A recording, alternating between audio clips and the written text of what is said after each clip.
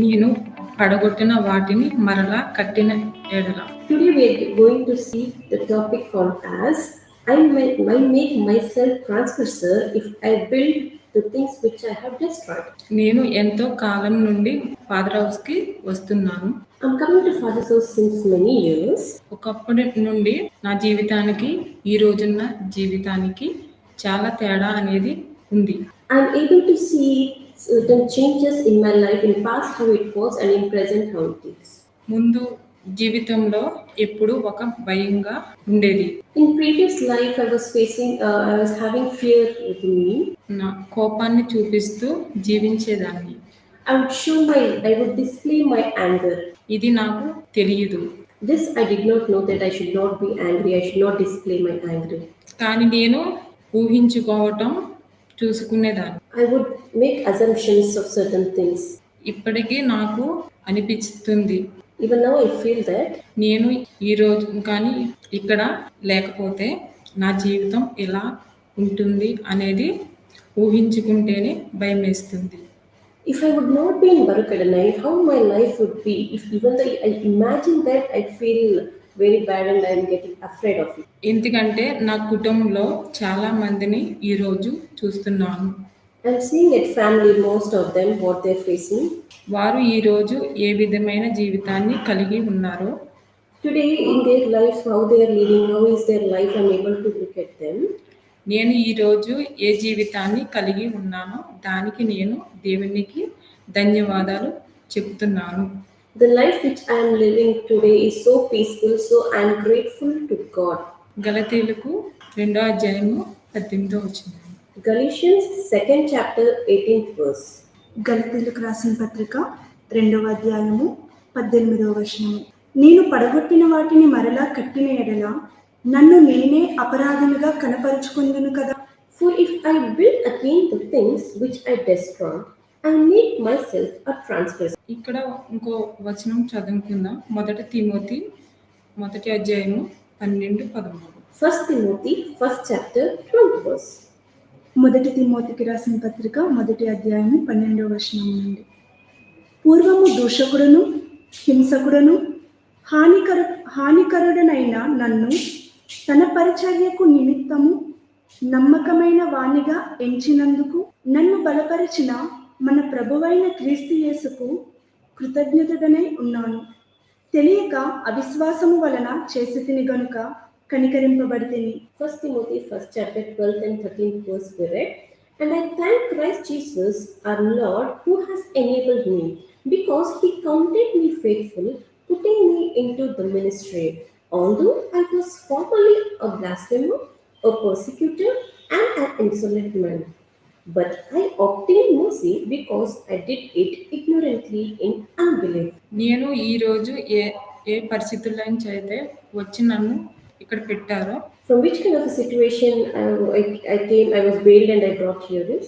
వాటి నుండి బయటికి రావడానికి దేవుడు వాక్యం ద్వారా నాకు సహాయం చేశారు. With the help of word of God, Lord helped me to come out of the pathetic situation which I was facing in my life. మరలా నేను అదే జీవితానికి నేను వెళుతున్నానంటే, If I'm again going back to the old nature, ఏదైతే దేవుడు నాలో ఉండకూడదు అని తీసివేశారో మరలా దాన్ని తిరిగి కట్టుకుంటున్నాను. things which Lord told that it is not right and you should not have this kind of a transgression and Lord has plucked it out, the same thing I am rebuilding. గలతీయులకు 2వ అధ్యాయము 18వ వచనం. గలతీయులు రాసిన పత్రిక 2వ అధ్యాయము 18వ వచనము. నేను పడగొట్టిన వాటిని మరలా కట్టిన ఎడల నన్ను నేనే అపరాధినిగా కనపరుచుకొందును కదా. For if I build again those things which I destroyed, I make myself a transgressor. ఇది నేను తీసుకున్నానంటే నేను అపరాధిని అవుతున్నాను. If I'm rebuilding which I have destroyed, then I'm making myself a transgressor. దేవుడు మన బరుపులో ఉండే చిన్న పిల్లల్ని పెద్దవాళ్ళని గురించి చెప్పారు. ఫోన్ చూడవద్దు అని చెప్పారు. We got instruction that it can be children or elders who are not supposed to watch mobile. చెప్పి మరలా దాన్ని కట్టుకుంటున్నానంటే After taking decision and after a few days I'm not watching and later if I'm watching and if I'm building again, పడగొట్టిన వాటిని మరలా నేను తిరిగి కట్టుకుంటున్నాను కదా. it's nothing but according to Galatians 2:18, for I'm building again those things which I have destroyed and I make myself a transgressor. అదే కాకుండా కోపపడవద్దు, ఊహించుకోవద్దు, అలగవద్దు అన్ని చెప్పారు. Not only that, Lord has taught us through Word of God that I should not have assumption, I should not get angry, I should not sulk. నేను తిరిగి మరలా అవే చేస్తున్నానంటే Even though I know that I should not get angry, I should not get assumption and all, but still if I am building the same things, నేను అపవాదికి చోటు ఇస్తున్నట్టు. then I am giving footstool to Satan. మనము పరీక్షించుకుందాము. We'll examine ourselves. పిల్లలకే కాదు, మనము ఇంటిలో ఎలాగా ఉంటున్నాము. I'm not only addressing to children, but how we are at home, what is our testimony at our family.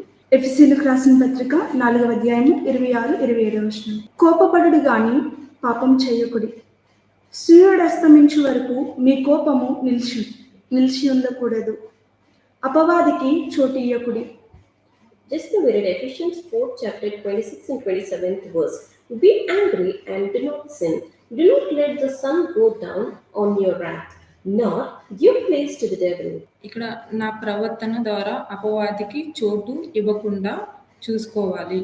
I should safeguard myself that through my behavior I should not give footstool to devil. చూసుకుంటున్నామా? Are we able to be careful and not giving footstool to devil? నేను పలికేది చూసేది దేవునికి అంగీకారకంగా ఉండాలి. Whatever I'm speaking, whatever I'm looking, in which sense I'm looking, it should be acceptable in the sight of Lord. ఉంటుందా? Am I acceptable the way I'm speaking, the way I'm seeing? Is it acceptable in the sight of Lord? దేని ద్వారా ఎదుటి వారిని మేలు కలిగే విధంగా నా మాట ఉండాలి. Whatever I'm speaking, the way I'm behaving, it should be helpful to other person and it should fetch good things for them. ఏ చెడుని నా నోటి నుండి రాకుండా చూసుకోవాలి. Let no corrupt word proceed out of my mouth. ఈ రోజు నా మాట ఎలా, నా ప్రవర్తన ఎలా ఉంటుంది పరీక్షించుకుందాము. We'll examine ourselves that how is my speech and how is my behavior. ఎఫెసీయులకు 4వ అధ్యాయము 29వ వచనం. Ephesians 4th chapter 29th verse. ఎఫెసీయులకు రాసిన పత్రిక 4వ అధ్యాయము 29వ వచనం. వినువారికి మేలు కలుగునట్లు అవసరమును బట్టి క్షేమాభివృద్ధికరమైన అనుకూల వచనమే పలుకుడి గాని దుర్భాష ఏదైనను మీ నోట రానియకుడి. Just we read Ephesians 4th chapter 29th verse. Let no corrupt word proceed out of your mouth, but what is good for necessary edification, that it may impart grace to the hearers. ఈ రోజు నాకు తెలిసిందా? Today, am I able to understand? నేను పడగొట్టిన వాటిని మరలా కడుతున్నానా? Am I rebuilding the things which I have destroyed? నేను గ్రహించే నాకు తెలుస్తుంది ఇంకా నాలో అపరాధాలు ఉన్నాయి. When I check myself that did I destroy or am I building, to this I'll be able to recognize that am I transgressed or not. మరి ఇలా ఉంటే నేను విన్న వాక్యం నిష్ప్రయోజనం అయినట్టే కదా. If I'm rebuilding which is destroyed, then I'm making myself a transgressor. ఇక్కడ మనం And the word which I heard is unprofitable. ఇక్కడ మనం పరీక్షించుకుందాము. We'll examine ourselves. దేవుడు నన్ను ఈ రోజు నేను ఎలాగున్నాను Today, how I am behaving?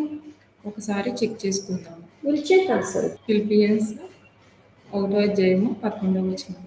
Philippians 1st chapter 11th verse.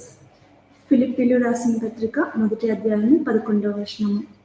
వారు క్రీస్తు దినమునకును నిష్కపటములను నిర్దోషులను కావాలననియు ప్రార్థించుచున్నాను. Philippians 1st chapter 11th verse. Being filled with the fruits of righteousness which are by Jesus Christ, to the glory and praise of God. Christ is preached. ఇలాగా ఉందాము. Are we having this kind of life? Isaiah 11వ అధ్యాయము 3-4. Isaiah 11th chapter 3rd and 4th verse.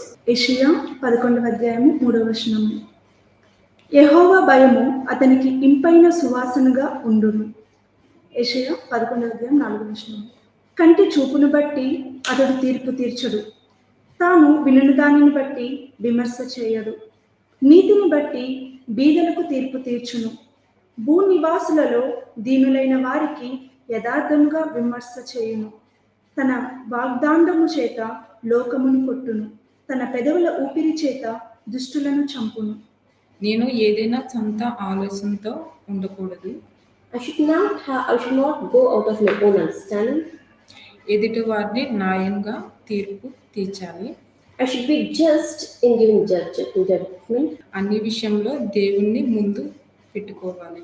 In all situations, I should keep God before me and speak justly. ఈరోజు పడగొట్టిన వాటిని నేను మరలా ఏ విధంగా కడుతున్నాను. Today we will examine ourselves that how I am rebuilding which I have destroyed. తీర్పు తీరుస్తున్నానా? Am I judging others looking at externally? మాటలు సరిగ్గా లేవా? Is my words not appropriate? చెప్పుడు మాటలు వింటున్నానా? Am I listening to gossip? నా ఆలోచన కూడా చెప్పుడు మాటలే. Even the thought which I am getting is a gossip. నిందలు వేస్తున్నానా?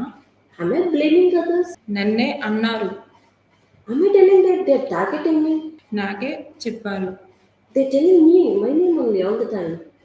నా గురించి ఎవరో చెప్పేశారు. Someone told about me, so they are speaking in this way. ఈ విధంగా పరీక్షించుకుని విన్న వాక్యంతో దేవుని ముందు పెట్టుకుందాము. We'll examine ourselves that are we getting this negative thought and are we thinking in this way, and we'll cross check with word of God and examine ourselves. Thank you.